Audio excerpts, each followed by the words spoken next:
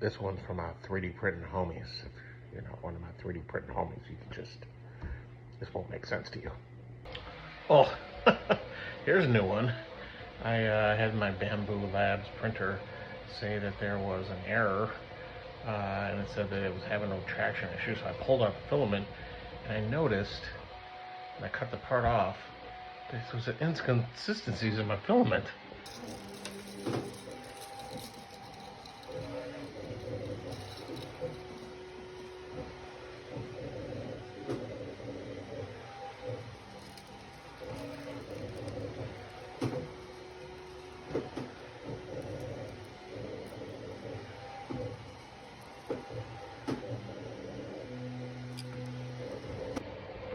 That sucks.